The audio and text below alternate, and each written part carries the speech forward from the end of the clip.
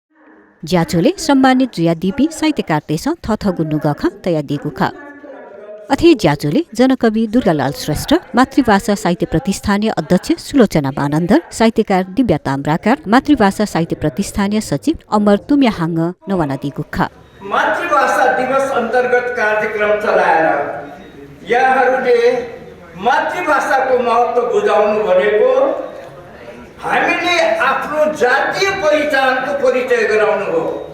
जातीय पहिचान जब हुन्छ राष्ट्रिय स्वाभिमान बच्छ। त्यसैले राष्ट्रिय स्वाभिमान बचाउन सक्नु नै नेपालको ठुलो मलाई त लाग्छ राजनीति हो। यसमा तपाईहरु लाग्नु भएको छ। यो पवित्र राजनीति जुन हो तपाईहरुले चलाउनु भएको यो पवित्रताको प्रसाद नेपालले निश्चय पनि पाउँछ। यो सारै धेरै राम्रो एउटा समयमा हामीले कुरा गर्न पायौं। अहिले सबैजना हाम्रो देवी देवता जस्तै बसिराख्नु भएको छ हाम्रो अगाडि। यसको कुरा हामीले फेरि नछोडौँ। अहिले प्रमुख अतिथिज्यू आफै पनि ज्येष्ठ नागरिक हुनुहुन्छ। उहाँ देश या जाति भाषा विरुद्ध यो जिम्मे ज्ञान थे प्रेम पूर्वक बात नाच्ने यसरी यो भनेको सबै देशका सबै राष्ट्रका सबै भाषाहरूलाई हामीले अपनाउन सक्छौँ र जय मातृभाषा यहाँ आउनु भएको यसरी एउटा दुखाइ गर्न पनि अवस्था लिएर आइराख्नु भएको छ। मातृभाषालाई जसरी चाहिँ माया गरेर यहाँ उपस्थित भइदिनु भएकोमा म फेरि पनि यो धन्यवाद मात्रै भनेर पुग्दैन, यहाँहरू सबैलाई बधाई पनि हुनुपर्छ। हको साहसमा हिमचुकी गएपछि हको धीरता अर्गत भए, अर्थात् आफ्नो साहसले हिमाल चढ्नेछ, आफ्नो बलले पर्वत थाप्नेछ। उहाँको सोचले साकार हुनेको छ। आज नारी मुक्तिका सशक्त आवाज बुलन्द पार्नु भए तापनि आफू पनि त्यस बखतको सामाजिक बन्धनमा बाँधिनु परेको कारणले उहाँको अरू कृतिहरू प्रकाशन हुन सकेन। यद्यपि उहाँको प्रकाशित कविता सङ्ग्रहका एक कविता नै एक कृति सर ओजपूर्ण र अमूल्य रत्न समान छन्। छायामा पढे जस्तो पारिए जस्तो देखिन्छ, तर त्यसलाई फेरि पनि एउटा जीवन दिनको निम्ति, त्यसलाई जस्ताको जस्तै अवस्थामा जीवन्त राख्नको निम्ति जसले योगदान पुर्याउनु भएको थियो, त्यसमा साह्रै धेरै व्यक्तित्वहरू हुन्छ। मैले सुरताजीले त्यो भर्खरै निकाल्नु किताब हेर्दाखेरि मलाई त्यो चाहिँ एउटा आभास भएको छ। त्यतिखेर राजदरबारका आश्रित रानीहरूदेखि लिएर सर्वसाधारण विशेष गरेर महिला साहित्यकारहरू, पुरुषहरूको त एकदम धेरै नै छ, हामी देखिरहेकै हुन्छौँ। तर महिला साहित्यकारहरूको नेपालको महिला साहित्यकारहरूको उहाँले एउटा जीवन सङ्ग्रह जस्तो एउटा त्यो अभिलेख निकाल्नु भएको थियो। त्यसले पनि हामीलाई के देखाउँछ भन्दाखेरि नेपाल भाषाको साहित्यलाई राज्यले नजरअन्दाज गरिरहेको अवस्थामा पनि त्यसलाई सशक्त पार्नको निम्ति, त्यसलाई समृद्ध पार्नको निम्ति र हिजोको त्यो एकदम विपुल एउटा स्वर्णयुग जुन थियो त्यसलाई एउटा निरन्तरता दिनको निम्ति उहाँले गर्नुभएको अथक योगदान छ। ज्याजो तालाकेको लागि गुन्जन साहित्य अध्यक्षले पाखा चोमी जलेश्वरी श्रेष्ठ ग्वालिया नदी गुखा 2071 साल निसंगु मातृभाषा साहित्य प्रतिष्ठान नेपाल मातृभाषा साहित्य विकास यात सफु पिकागु गोष्ठी यागु थज्यागु ज्याजो यानवेचंगु दुसा नापाकुसी साहित्यकार पिन्त हंगुखा हनेगु ज्याजो अन्तर्राष्ट्रिय मातृभाषा दिवस याचोले जुगुखा।